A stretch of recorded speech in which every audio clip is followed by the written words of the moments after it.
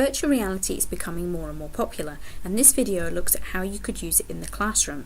For this to work, you need your students to have quite modern mobile phones which have not got smashed screens or full memories. The first thing to think about is whether VR, or 360-degree video as it's sometimes known, is actually going to be appropriate for you and your learners. So the first thing I would do is a bit of research online. Just go to YouTube and have a look at a channel such as this virtual reality one. What's really handy about this is it brings together all sorts of 360-degree films which you can have a look at and decide whether it's going to be useful in the classroom or not.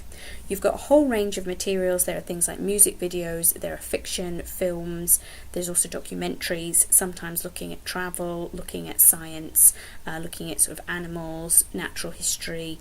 There's also quite good resources now about current affairs. So if you scroll down and have a little look at the New York Times channel just here at the bottom, that's quite a good one for looking at issues that have come up recently in the news, and they're often quite thought-provoking reports that they do.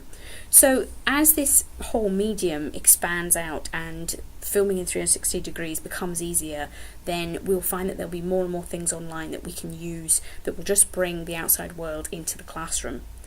The other website that might be worth checking out is the BBC Taster site.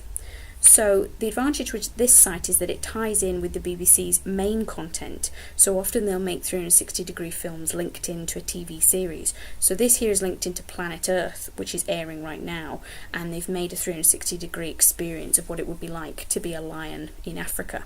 So it can really bring things alive. Perhaps for younger learners, this would be a good resource to start up a topic of conversation or a research project. First step is to go to the class, look at everybody's mobile phones and try to download the YouTube app. You need the app for this to work. Then once you're in the app, get them to load a 360-degree video and look for this little set of white spectacles at the bottom right hand side. If you see them, you need to double click on them and then watch the screen separate into two halves. If it doesn't split in this way, then the phone will not work in the headset, so that's quite important.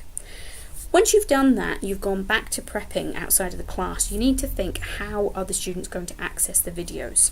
So what I do is I go onto my own channel, which you're watching this video on, Y Core Skills, and I create a playlist of videos.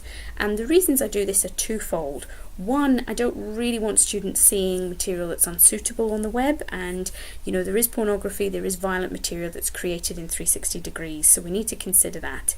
The second issue is that when a video ends, for the student to choose another video, they would have to open the back of the headset up, which is a bit tiresome, whereas if they're watching a playlist, it'll just automatically move on to the next video. So that's a bit more easy for longer play and for sharing the headsets around.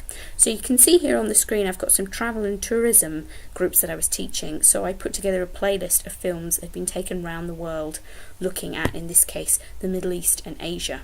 So students would be able to just find my site and then click on the playlist, put it into their headset and start filming away.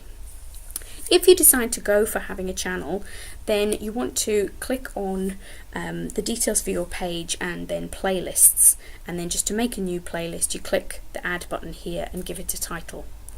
So just kind of a simple title that everybody's going to be able to find, and then once you're here in your playlist you want to add videos to it.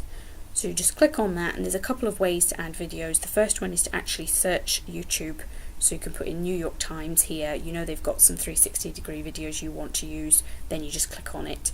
If you found a video online that you really like, such as this space one, then you can right click the address at the top and there's space to paste that in. So in Add Videos, URL in the middle, right click and paste.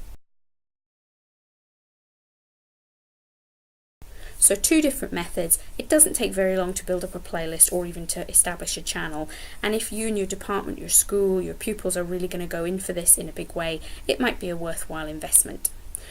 So however you've decided which video the students are going to watch, you then get the whole class to load it up, and at this point you would also plug in earphones if you wanted them.